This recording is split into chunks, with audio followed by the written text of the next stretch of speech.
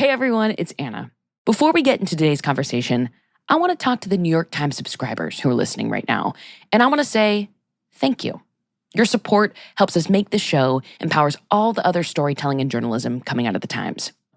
And now I want to talk to the people who are not subscribers yet. We still want to give you access to all the amazing stuff coming out of the Times every day. So listen up. Now when you download the New York Times app for the first time, your first month in the app is free. That's 30 days of access to our journalism, including all of the Modern Love episodes from our archive, totally free, no credit card required. Download the New York Times app now to get started. Love now and Did you fall in love last night? Love was stronger than anything. For the love. And I love you more than anything. There's still love. From the New York Times, I'm Anna Martin. This is Modern Love. And today I'm talking to the writer, Jenny Singer. Jenny is an anxious person. And while she always wanted a deep, loving relationship, for a long time, her anxiety just kept getting in the way. She thought maybe the kind of relationship she wanted wasn't the kind her brain would actually let her have. But then one day, Jenny met someone. Someone she found incredibly annoying, who she did not want a deep, loving relationship with. But still, Jenny kept hanging out with him because when Jenny was with him, she wasn't anxious. And that had never happened before.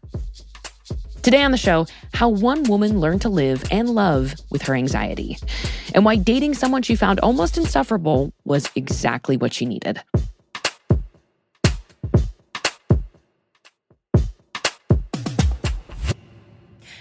Jenny Singer, welcome to Modern Love. Thank you so much for having me. Okay, Jenny, you recently wrote a Modern Love essay about how anxiety has shaped your love life. And I find this, I think many people found this deeply relatable. Many of us self-identify as anxious people, but anxiety can manifest in such different ways, like every single person has a specific flavor. So I'd love for you to describe the Jenny Singer flavor of anxiety. What does it feel like inside your brain? Thank you for asking. It's a truly terrible flavor. I think what's striking for me is that from the beginning, it was hard for me to even figure out that what was happening to me was anxiety because it was so physical and visceral, and I thought that I was having a medical problem at first. I got really bad shortness of breath. I get a kind of chest tightness. Sometimes I get headaches. I grind my teeth. All of these things that feel completely unrelated to anything going on in the moment. Is there a particular moment you can recall when you first started to feel this way and you were like, what's happening to me? Is there a scene or a moment that comes to mind? It was in late high school. I was having this shortness of breath that seemed so random, and my dad took me to urgent care. And the doctor said, really, quite sweetly and compassionately, we often see with teenagers a sort of response like this that could be anxiety. Or, he said, you could have a lung fungus. Okay, well. And I think my dad and I were both like, oh my God, I have a lung fungus. Like the explanation that I could have anxiety and that a breathing problem could be a mental health problem was so foreign, but a lung fungus felt like it really made sense. But then over the years, those physical sensations sort of metastasized and became mental as well. So I would obsessively overanalyze social interactions. Like I felt a feeling of fear that was like irrational. I start feeling hypersensitive. Is this person mad at me? Is this person mad at me? I need to ask this person if they're mad at me. Yep. What's a good way to make someone mad at you? Constantly digging into whether they are mad at you. That's really irritating behavior. God, those follow-up texts after the hang, like, was it weird when I said this thing? I have sent many of those. When did you start to realize that anxiety was impacting your romantic relationship specifically? I had this very early 20s boyfriend, and I had always thought, I love romance. I thought, oh my God, it would be so amazing if I got into a, for example, loving and committed relationship with a person who I really cared about. And then when that happened in my early 20s, I felt like, I gotta get out of here right away. And I don't think I would have labeled it anxiety. I think only in retrospect, the things that my boyfriend wanted from me, which were like really normal and reasonable. I would love to rewrite the past and say like, oh, my ex-boyfriend was so needy and emotionally stifling and I needed to be free. But that's actually not true. I think he wanted to be in love and be together, which entails things like spending time together, planning time around each other, sleeping over, exchanging words of support. Okay, yeah, those do feel like sort of typical relationship vibes. And how did you react to those things? It's sounding like maybe not so well. I think I just felt like, oh, like... Like theoretically, that was such a good idea, but in reality, I am experiencing this as an obligation, a pressure, and I know it's not his fault. I know that it's not like I'm going to break up with him and find another relationship that feels lighter. I know he's asking for a reasonable, reciprocal, loving exchange, and I feel particularly ill-equipped to deliver on those otherwise lovely things. I mean, did you feel like, I guess I'm wondering because the way that we teed this up was like, when did you realize anxiety was sort of impacting your romantic relationships? And you're articulating something that's like a dynamic that's certainly putting a wedge between you. But I wonder, like, how exactly did anxiety manifest in this relationship, if it did? I think there's specifically with the symptom of shortness of breath. Yep. I think that caused me to be so focused on like managing my physical body and managing my thoughts. And so I was constantly sort of thinking like, am I going to be able to take a full breath in a moment? Oy. Oh, this discomfort of not taking a full breath is really grating on me. And it felt like anyone trying to have a close, intimate connection with me while I was focused on like kind of intense physical symptoms felt like distracting and grating, even though that would have been fine under other circumstances. Can I ask you, like, when you were feeling that and he said something loving or did something loving, would it make your breathing problem, your anxiety, worse?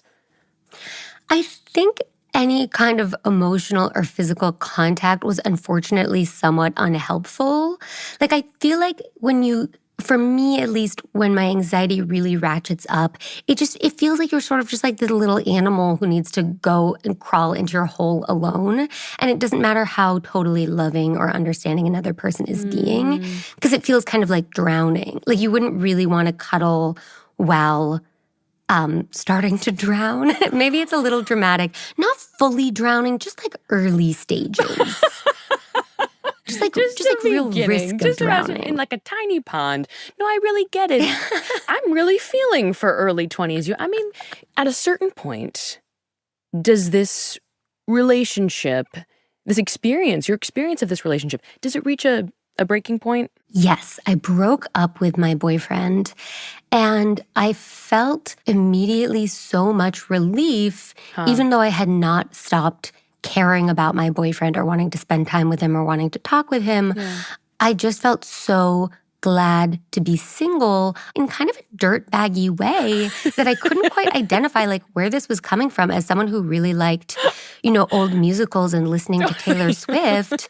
But I was really glad to be done with him. And it felt like no fault of his own that I felt that way. I just have a side note, but hearing you say, I'm a dirtbag, there's a bit of dissonance for me because you're saying it in like this really pleasant way. Like, I was kind of being a dirtbag, but it seems like this was something you were grappling with. Like, am I a bad person? Am I dirtbaggy? Yeah, I think I felt like, what is this persona I've taken on of like, glad to be single.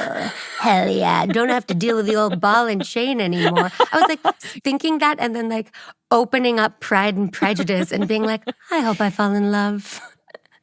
Did you write off romantic relationships? Were you like, okay, love life gonna be on pause until I get this whole anxiety breathing thing under control? Or what were you hoping for your romantic future? I immediately started dating again, and I wasn't so interested in finding the one, Yeah. but I also wasn't interested in cutting myself off from any opportunity. So I downloaded dating apps and I started going on dates. And it was really bizarre because I was like putting on mascara with a shaking hand. I was like having a stomach ache on the subway on the way to like a, bar in a basement. Yeah. But almost 5 minutes into the date, I was usually like completely relaxed, and it felt like this sort of bizarre exposure therapy where if I could just make myself get 5 minutes into a date, I would have kind of a delightful time. And part of it was maybe that I felt freed from the pressure to like fall in love and find a life partner because that had so recently been unappealing to me. But I think there's also a feeling of a kind of like euphoria of the anonymity of the first date. It felt like going to a confessional in a way that I wasn't getting from anything else in my life. I have never thought about it that way, and that is so what it is. And I like what you're saying, that it's like exposure therapy, like as an anxious person, getting over that hump, I love that, the mascara with the shaky hand. I've totally been there, like, God, I got to do it again, whatever. Getting through that, did it make you feel, I don't know, more resilient, more confident for the next one? Like, did these things accrue? I felt like, okay, I have really established that I can go on a first date and have like a kind of fun conversation for 60 to 90 minutes. And like, okay, that is a skill I have, even though it is hard for me to get there. And that was really nice. I felt like I was like kind of triumphing in that area. And that was surprising to me. So first dates you kind of got on lock. What about second, third? Like, was there follow-up with these dates you were going on? I went on so many first dates, and then I would continue seeing people if I was interested in them and they were interested in me.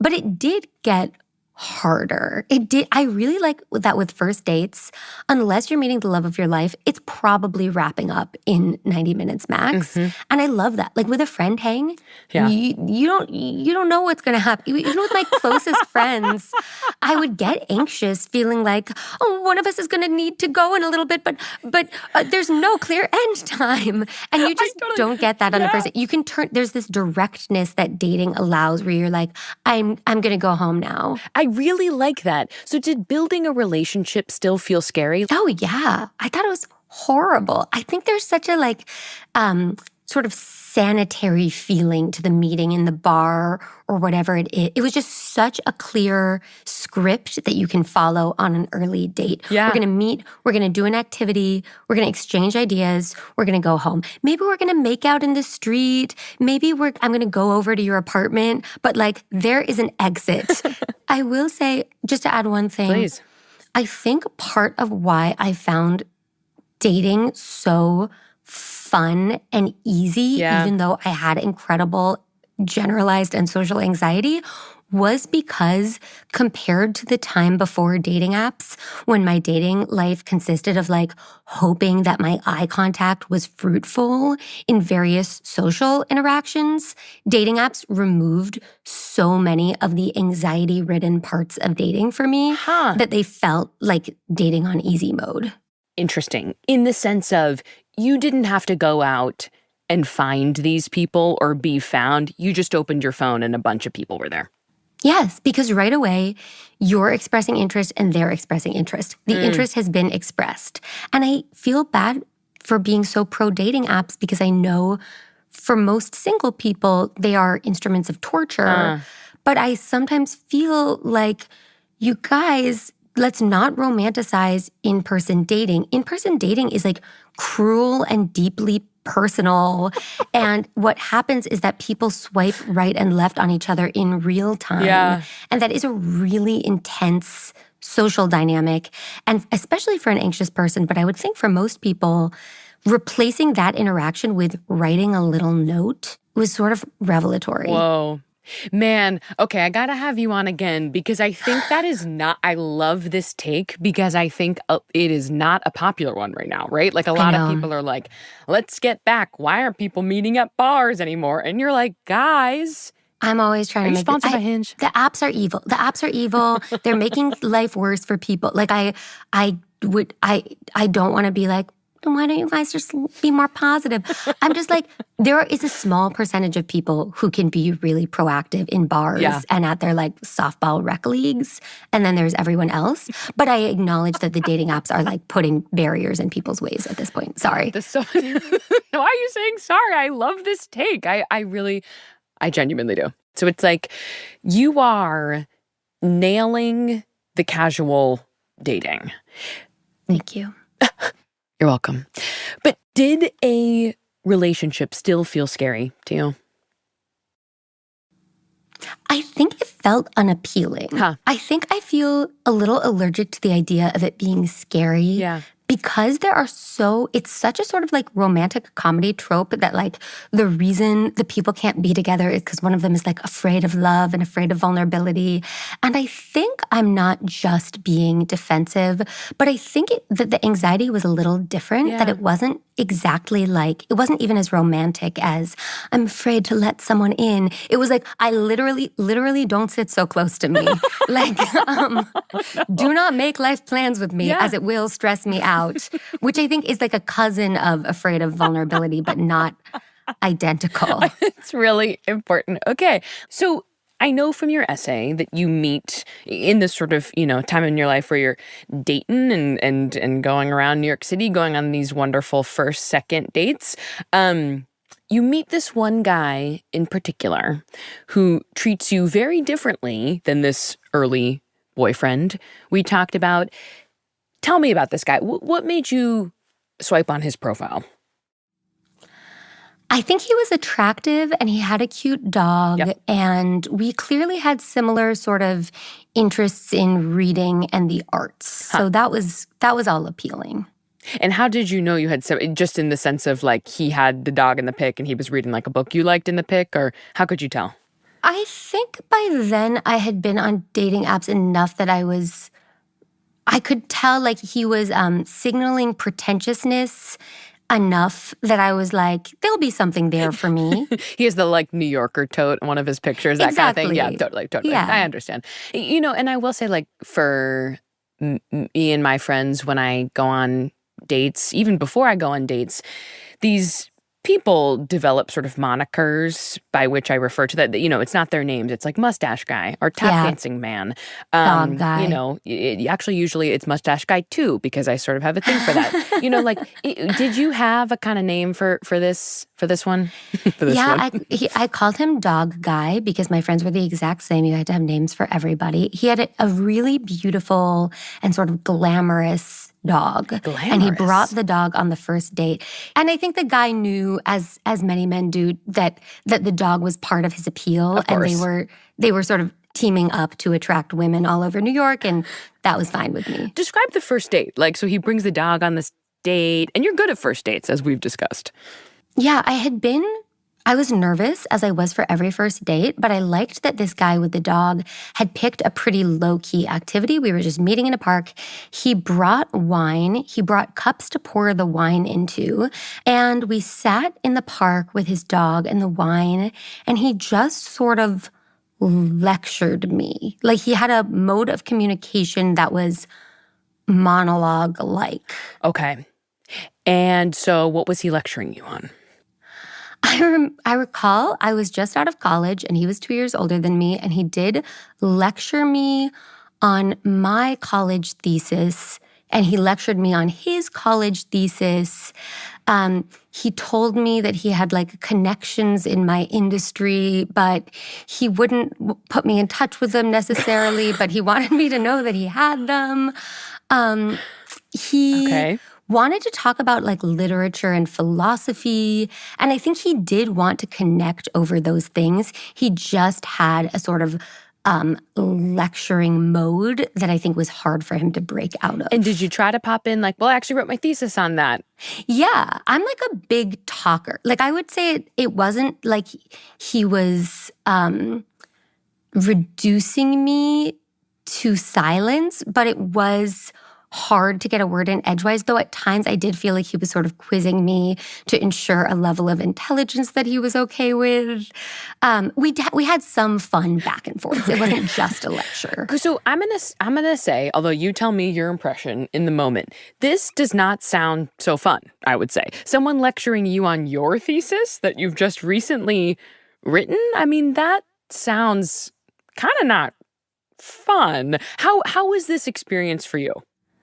I think it was so audacious and it was so absurd, and I so knew as it was happening that I would tell my friends about it, that I thought it was funny. Totally. And it helped that he wasn't like a little bit annoying. He was acting, I felt, absurd, and there was something compelling in that absurdity. And it was so extreme that for you it was hilarious? Is that what it is? It was like so bad that it was kind of good? He was such a character. He asked me about my college thesis. I described it. He described his college thesis, which was, 2 years ago he'd written this, and he said, "You should read it."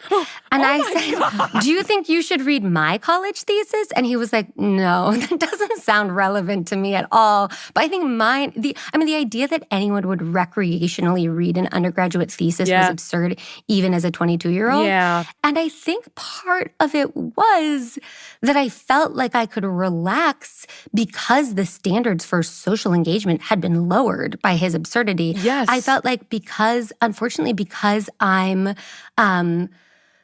judging him, I'm not as worried about him judging me. And I don't even know how he could judge me because he's so busy sort of giving these lectures. But I felt like, okay, he's pretentious. He lacks self-awareness. But I understand that it's both that he's impressed with his own intellect and also that he just doesn't know another way to communicate, and that he's sort of like doing his best here. He's like trying to connect with you, but the way he's doing it is by like speaking over you and being, it sounds like pretty deeply condescending.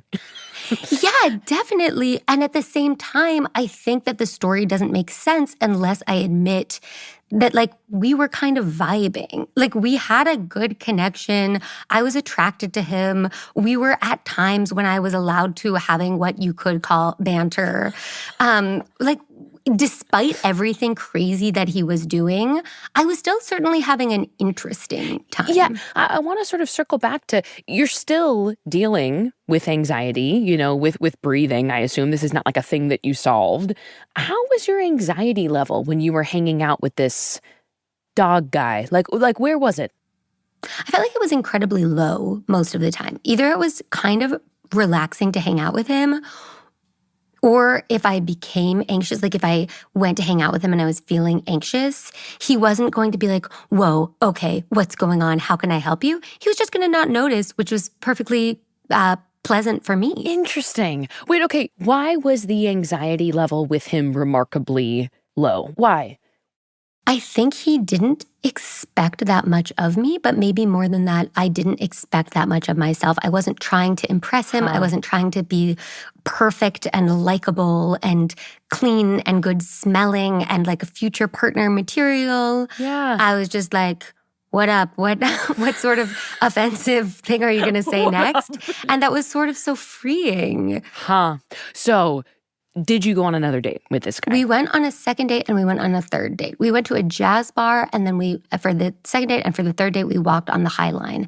And he just kept sort of checking off these cliches of like patronizing, pretentious man. But I kind of hung in there until on the third date, he was just describing a movie that I had never seen or expressed any interest in, almost shot for shot, explaining the genius of this movie.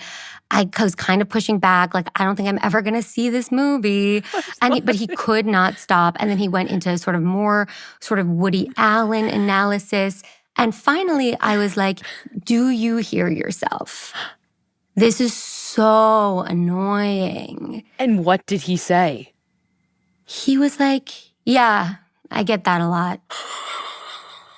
It was like a charming to me. He didn't get mad or annoyed or defensive. He was like, yeah, I get that feedback a lot that I'm pretty annoying. Sorry about that. And I was like, I don't want to see you anymore because you're being so annoying. And he was like, I totally understand. I hope you find what you're looking for. And I feel, in retrospect, I felt kind of like, whoa, like he sort of cast a spell on me with that, I hope you find what you're looking for. Because a few months later, I texted him, texted this dog guy and was like, do you want to get a drink?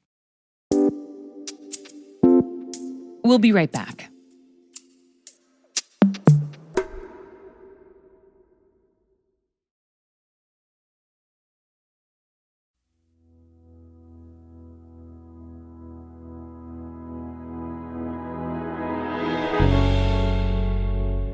Okay, I want to dig into this. So it's like the text a couple months later.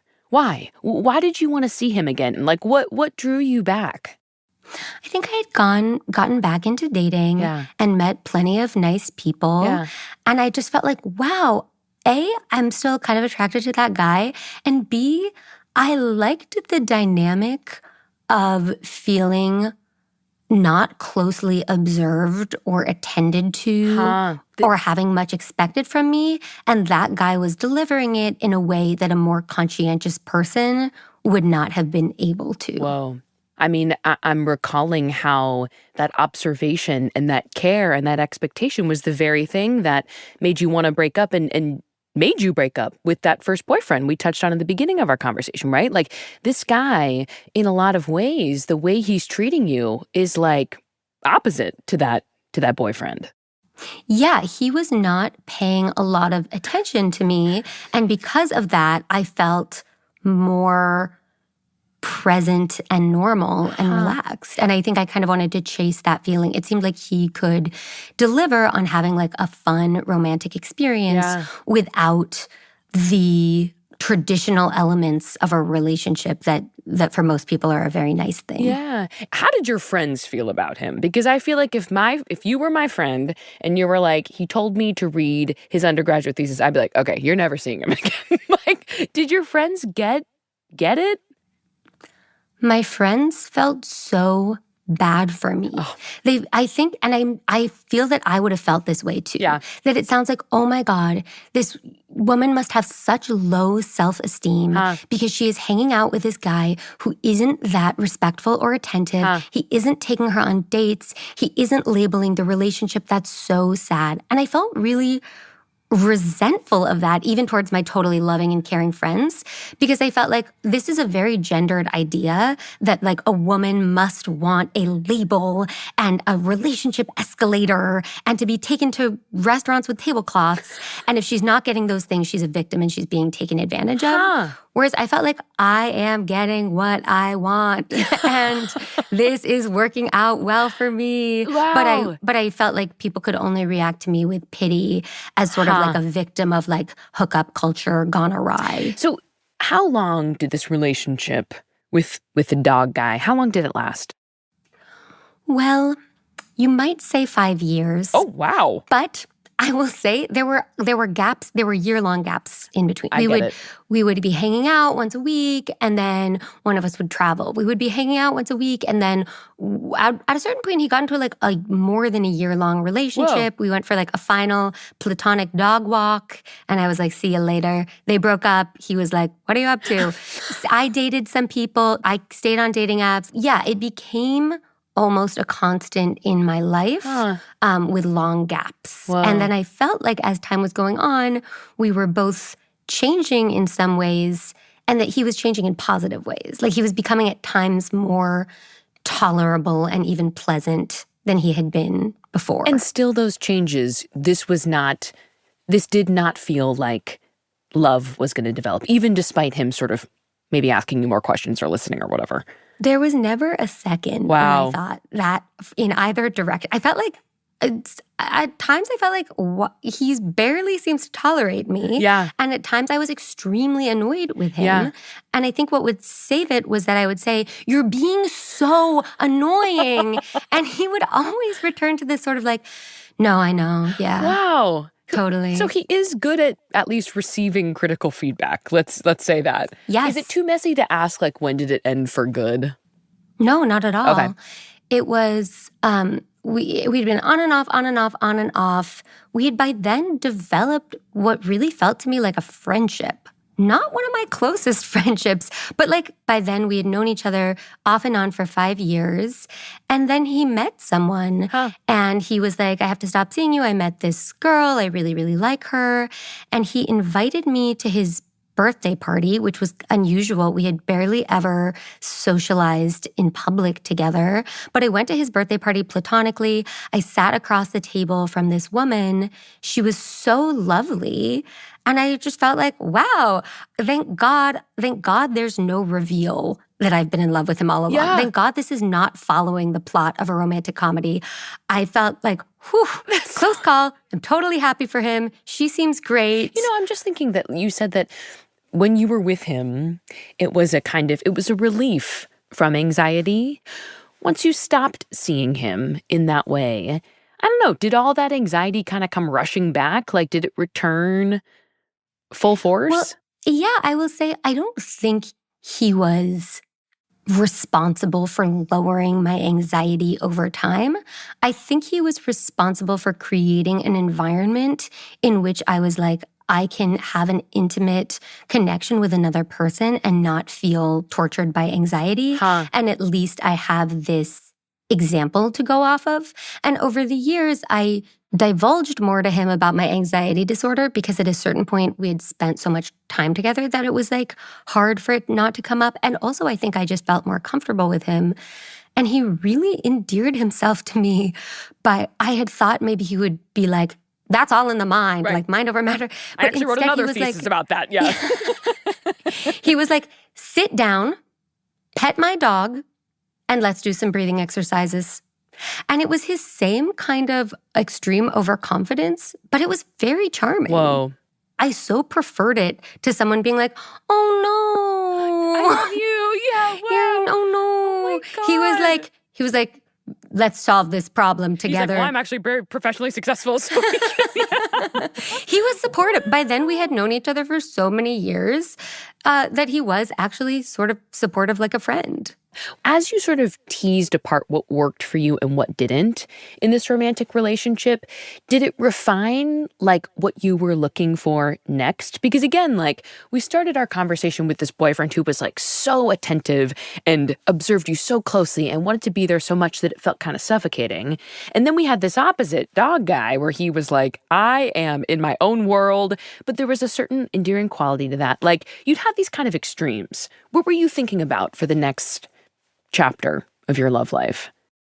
Well, I think that the more I spent time with the dog guy, the less I saw him as just like a cliched caricature of pretentious tote bag guy. And I felt more like he may be very annoying, but he deserves to be with someone who does want to talk about these things more than me. Yeah. Like he deserves to be with someone who wants to go frame by frame through a film. And I think because I knew that I was not that person for him and he was not the equal and opposite person for me, I did feel like, okay, what would it look like to have a relationship where we really are not overlapping in interests, which I don't think matters so much, but like where we really are like serving each other's needs. Yeah. But I still kind of felt at that point like, I don't know, I don't see that for myself. Maybe someday, but I don't see like a road to that at this point. But you'd experienced relief from anxiety in a romantic relationship and you were like, it's possible and I want that again. But I think I also thought maybe it's only possible with someone who's sort of inattentive to me. Like, what if what makes this possible would make like the next level of a relationship unlikely? We'll be right back.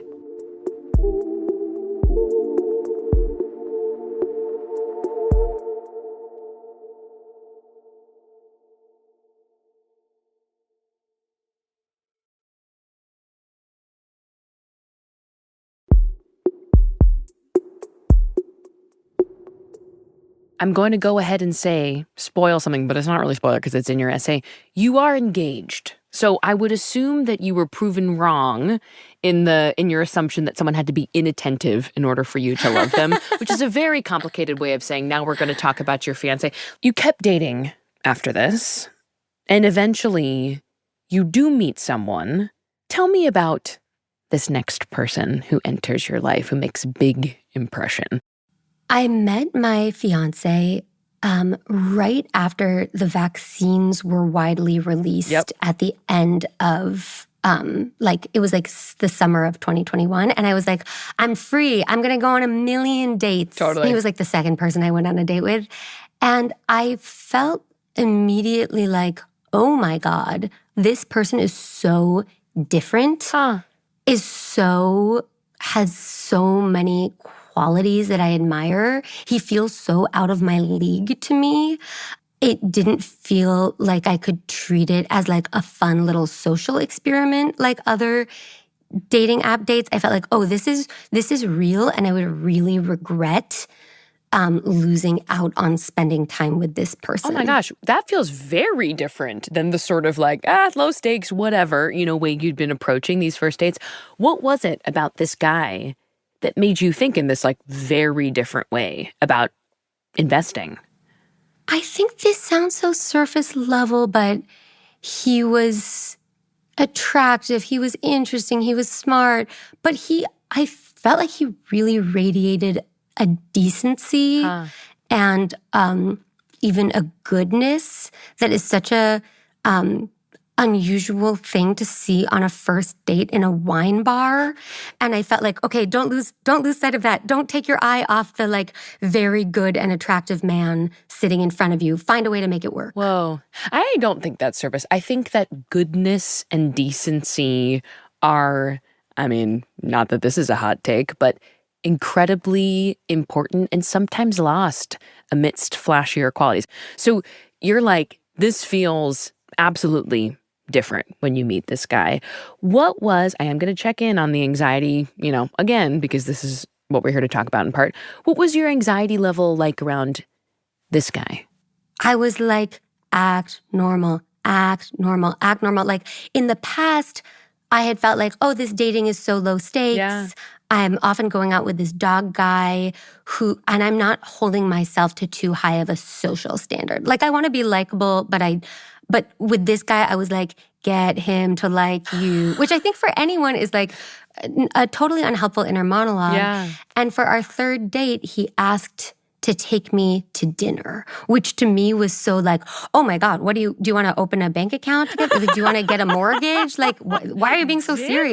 Yeah. Let's keep going to bars. It felt so serious, and I felt so horrified by the idea of going to dinner with someone I liked, which was something I had certainly never done with the dog guy and had rarely had occasion to do in my whole dating history. Wow. Because things had been so casual.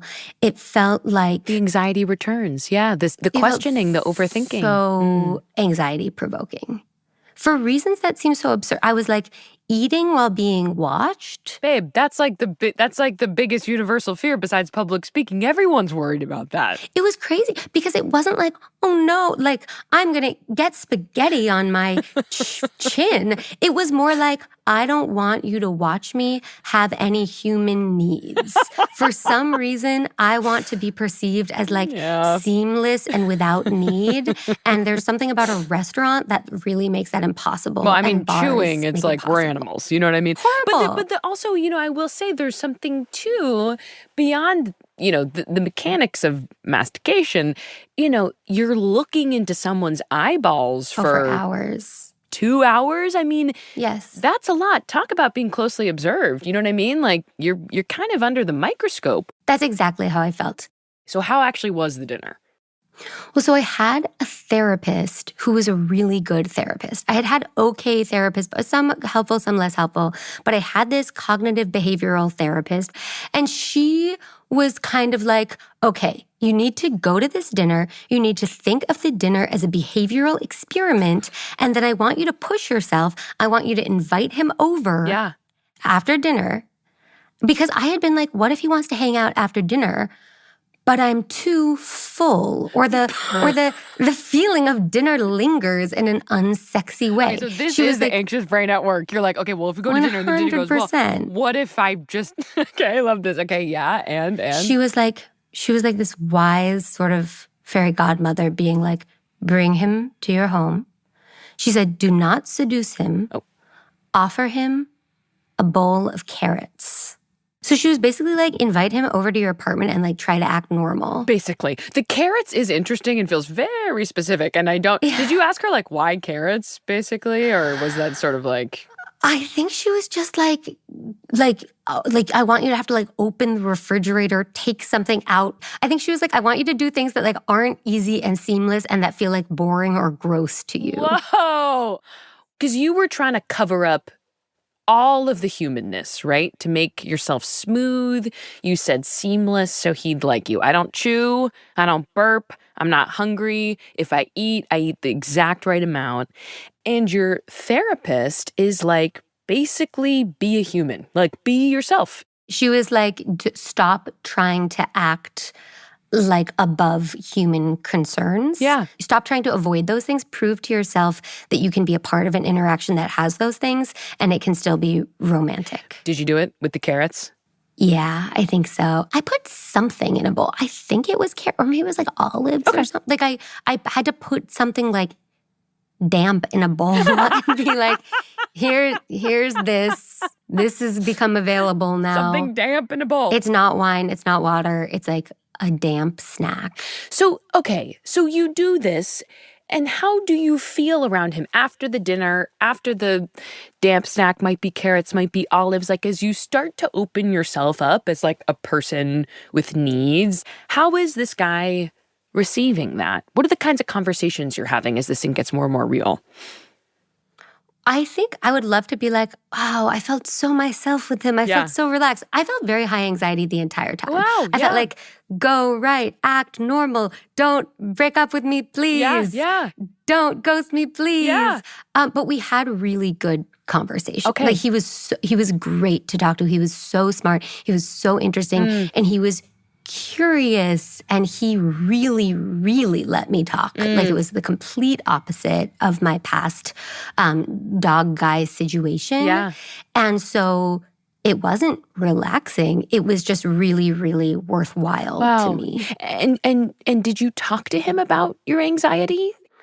I think weeks, if not months in, I started talking about anxiety, and he said, I also have anxiety. And I started talking about shortness of breath and trying to explain it. And he was like, I know what you mean because I've also experienced that. And how did that feel? I thought it was so nice. Yeah. I felt, I don't think, you have to be with someone who understands you completely. No. I'm sure I don't completely understand his anxiety and he doesn't completely understand mine. But it was crazy to not have to explain myself. I know of a lot of couples where one person is anxious or high strung or however they define it, and the other person is like their rock and their supporter. Yeah. And I feel like I can vouch for the relationship where both people are anxious and we just really take turns being anxious.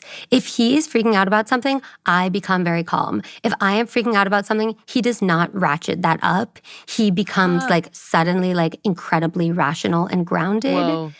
And so I would say for anyone who's anxious, like don't rule out a relationship with an anxious person because I think it's really mutually beneficial sometimes. Yes.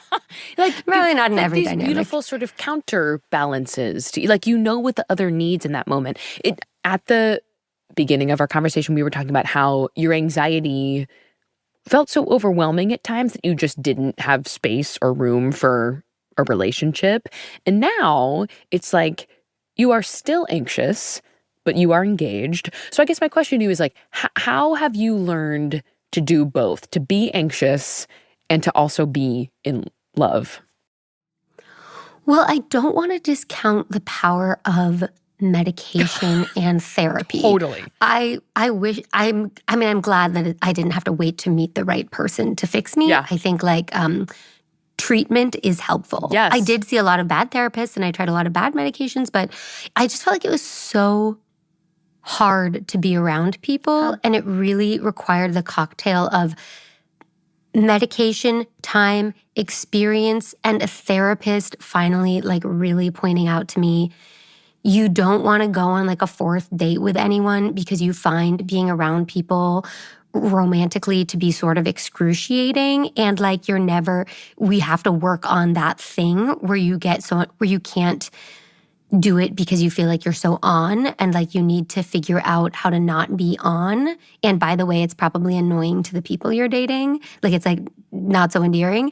And I felt like that it took all of those things and meeting a really, really amazing person who I felt highly incentivized to figure out how to be with. Yeah. And I think too, from me, what I learned and what was ultimately very positive was that to make the relationship successful, to make it like a real deep connection, I had to be really honest. Yeah. And I think he had to be really honest. And once you establish that both people have to be sort of weirdly, radically honest, that it's going to be like pretty hard to offend the other person by saying the wrong thing, because we're going to come in with an assumption that both people are going to be reading out loud from their internal monologue, including the things that are like not that perfectly worded. So you do eventually figure out how to be with this other anxious person, but how did you do that? Like, how do two anxious people manage to be anxious together? I think when we were deciding to be in a relationship together, we both had this like really unusual amount of honesty, and that it felt like we were having these sort of like business meetings where we were sort of like weighing the pros and cons of defining the relationship, like weighing and then we did that for every milestone. Like for moving in together, we were like, whoa, let's talk about things that could go really wrong and ways either of us could like completely freak out.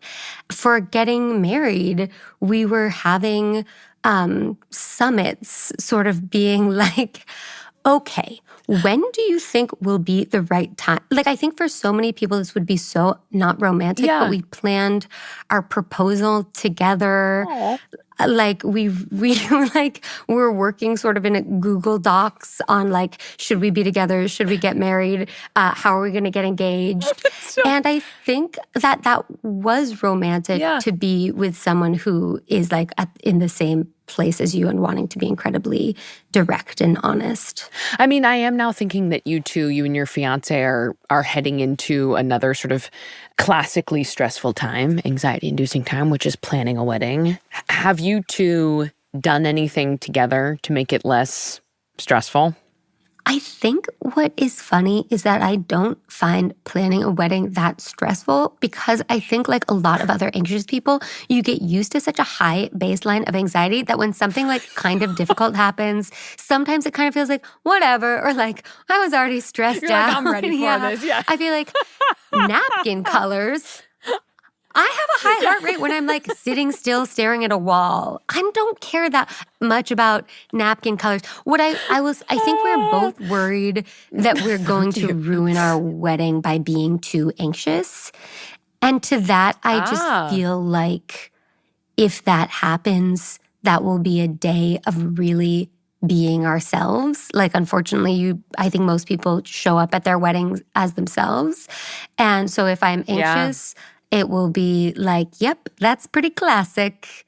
That's authentic. So I think we both feel like, planning is not a catastrophe, but I think we both want to feel as present as possible, and also not ask ourselves to become different people for one day. Jenny Singer, thank you for this conversation. I so enjoyed it. Anna, thank you for listening to me talk for hours about my mind and my relationships. It is a pleasure. Send me the bill. Whatever it is, it's fine.